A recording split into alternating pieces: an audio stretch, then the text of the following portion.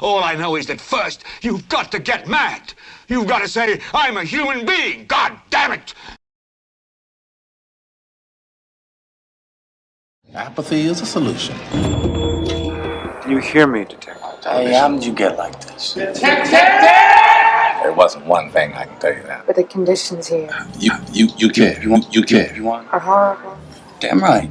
Is that supposed to be funny? Thanks for watching my film analysis of director David Fincher's 1995 neo-noir psychological crime thriller, Seven. It's impressive to see a man feeding off his emotions. Seven begins with a crime of passion in a rundown tenement apartment. The murder weapon is a double-barrel shotgun. Did the wife confess to killing her husband? Can't see it.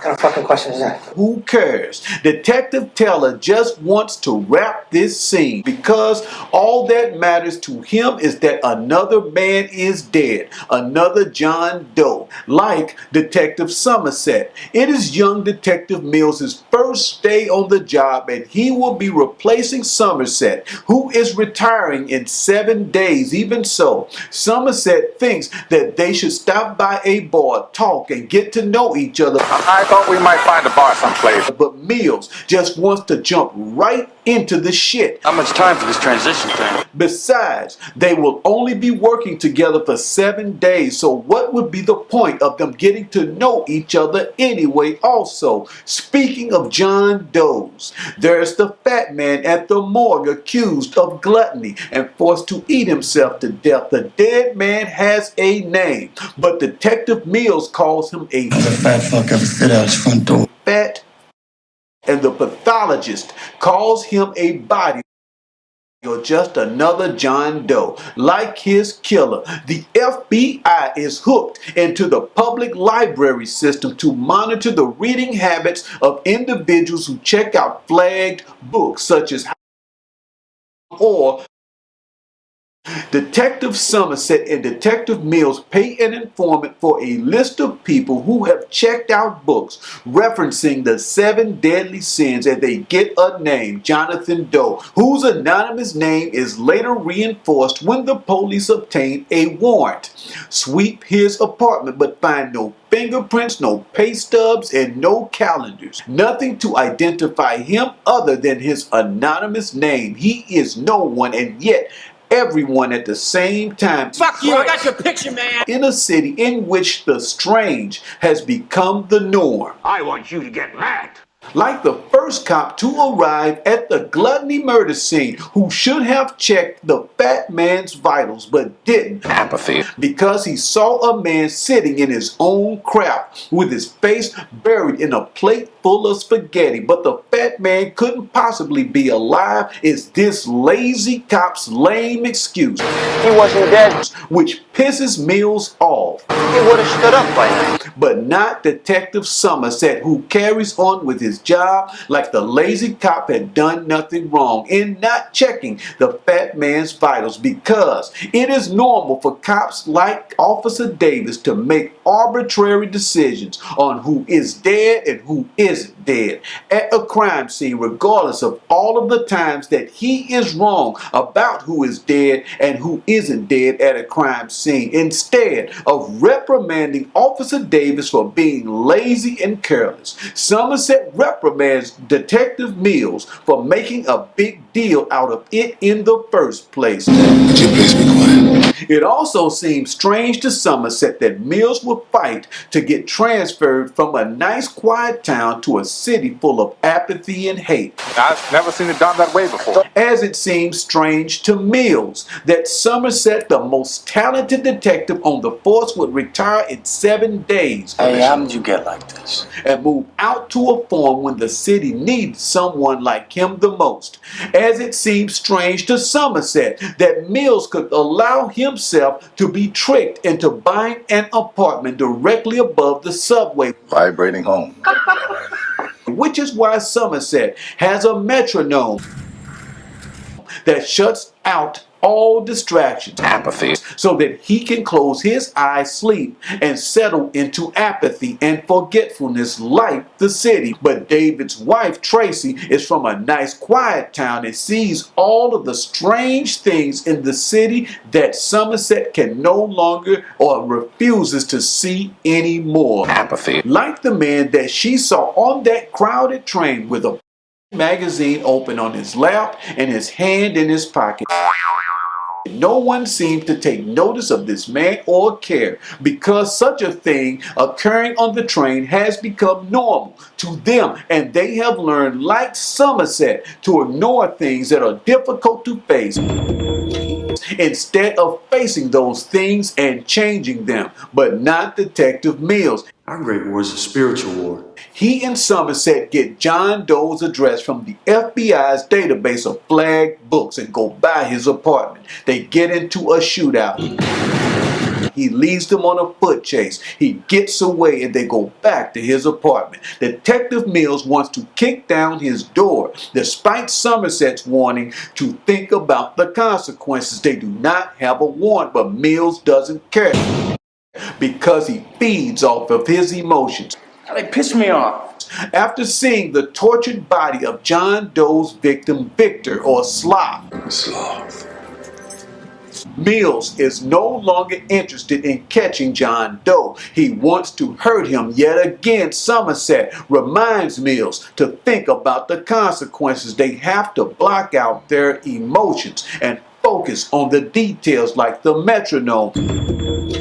He focuses on every night to block out distractions, like the tiny pieces of blue plastic that the pathologist recovers from the fat man's stomach at the morgue. They go back to the fat man's apartment to look for clues to Mills. The tiny pieces of plastic that were found in the fat man's stomach are irrelevant, but to Somerset, they are important. It's the small details to him that count. And finding scratches on the floor in front of the refrigerator, they pull out the refrigerator to see the word gluttony written in grease, and a note from the killer John Doe. Looking over photos of the murder of her husband, Mrs. Gold notices something. The abstract painting in her husband's office is upside down. Somerset and Mills examine this painting and find nothing. To Mills, an abstract painting hanging upside down is irrelevant, but not to Somerset, who uses his fingerprint kit to brush the wall until the words "help me" in fingerprints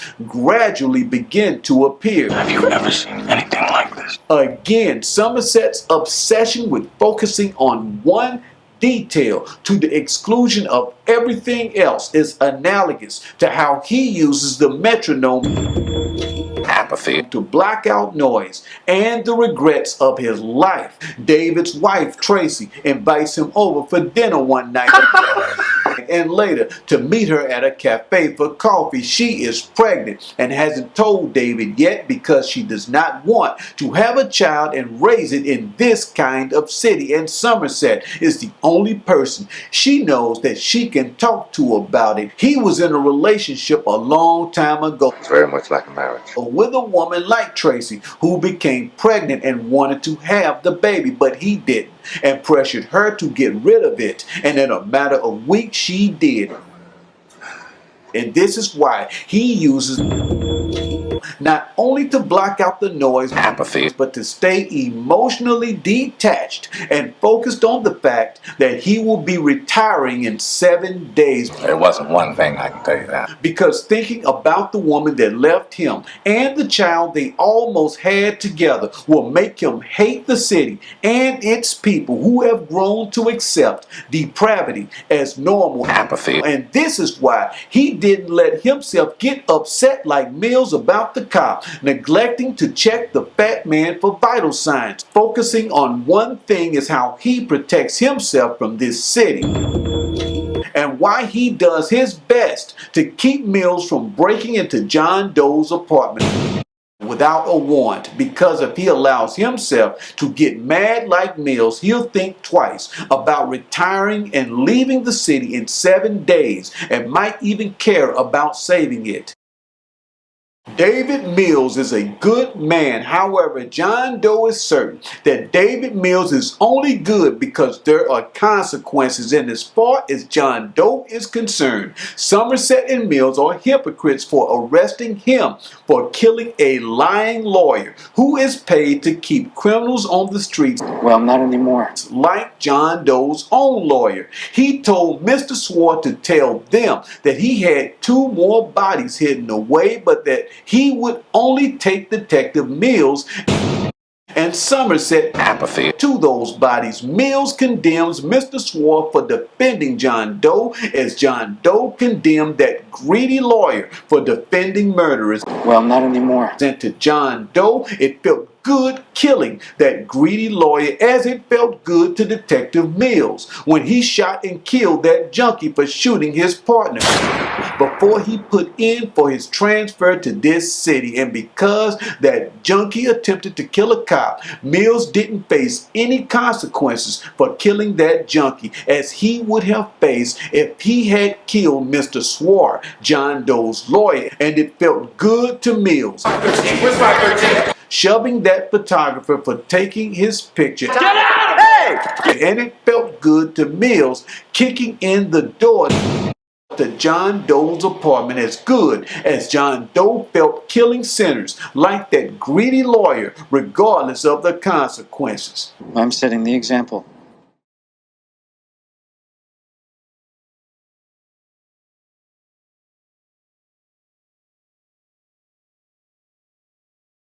For John Doe and David Mills are a lot alike in that neither of them is running away. Mills came from a nice quiet town and Doe is independently wealthy. Mills wants to save the city. You care. Damn right. While Doe wants to get people's attention. Like those tenants at that apartment building ignoring all the warning signs when they overheard their neighbors fighting and not calling the police until they overheard the shotgun firing. When John Doe walks into the police station covered in blood to turn himself in, he sees Somerset and Mills and addresses them in a calm voice. Yes, I'm wrong. They don't see or hear him until he starts screaming. Then they do, because minding your own business in this city is a science, and you will never get anyone's attention if you cry out for help. Apathy. But scream fire and people will come for the entertainment, as John Doe says. Wanting people to listen. You can't just tap someone on the shoulder to get their attention. You have to hit them with a sledgehammer. Then you'll have their complete attention.